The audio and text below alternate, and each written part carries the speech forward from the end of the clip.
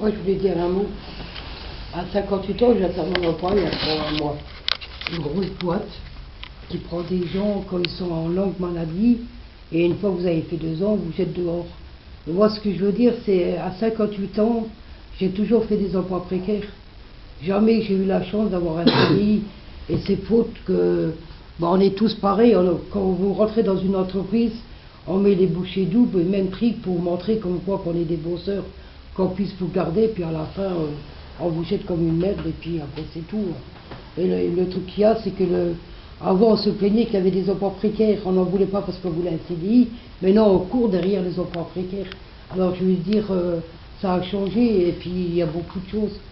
Mais on ne nous prend pas au sérieux parce qu'on pense que nous on est des chômeurs, on est des moins que rien.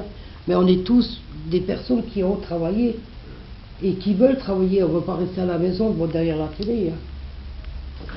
Donc, en fait, parce que là, on a Stéphanie, secrétaire qui est à côté qui est là, qui va être votre interlocutrice très rapidement, parce que on évoquait la création de cette maison de l'emploi, mais on peut, en antériorité, commencer à travailler en antériorité. Donc, ce qu'on pourrait parfaitement faire, et ça nous permettrait de modéliser un peu comment le faire, c'est peut-être que Stéphanie vous reçoive avec CV et commence à mettre en résonance voir chaque parcours et faire un petit diagnostic de voilà, chaque situation. Pour les CV, il y a des motivations. Pas de lettre de motivation, juste pas le CV. Juste un CV et puis vous les donner aujourd'hui. J'aime bien voir, il faut qu'on se voit. Il faut qu'on se voit et qu'on se voit, d'accord. Très bien. Pas forcément aujourd'hui. Hein, oui, il n'y a pas de souci. Oui, de toute façon, c'est ça. Voilà. De toute façon, c'est CRS, voilà, les mercredis, donc on va lancer. On va commencer. On va commencer, et ça nous permet justement de lancer un petit peu cette politique que nous voulons, c'est que Stéphanie s'empare de ces dossiers, puisqu'elle dirige les maisons de l'emploi à Voipy. Donc elle a une très forte expérience. Hein, quand même. J'ai habité 20 ans là. Voilà. À Voipy, je connais tout bien. Et Stéphanie a à mettre en place donc, la maison de l'emploi sur Thionville. Et donc là, ça nous permet de rentrer immédiatement dans le sujet. Elle connaît toutes les connexions possibles et déjà pour essayer de commencer à mettre en place avec ce collectif, si je puis dire. Donc voilà, on commence à mettre en place.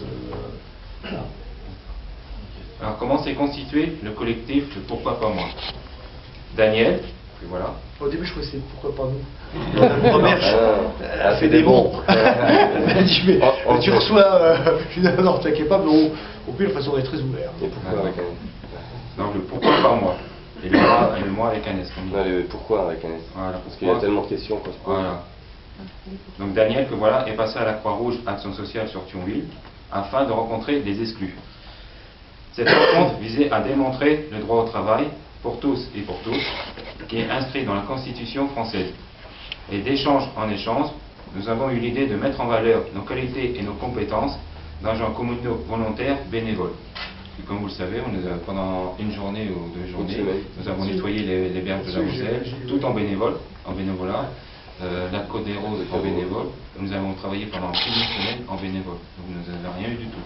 C'est vraiment pour montrer qu'on peut travailler et qu'on voulait travailler. On n'est pas en bas. On n'est pas en bas. Voilà. On a beau rien avoir. Donc, pourquoi pas moi, je n'aurais pas le droit à un travail? Pourquoi pas moi, je n'aurais pas le droit à un salaire? Pourquoi pas moi, je n'aurais pas le droit à un logement? Pourquoi pas moi, je n'aurais pas le droit de payer des impôts? Pourquoi la Constitution française ne s'appliquerait-elle pas pour moi?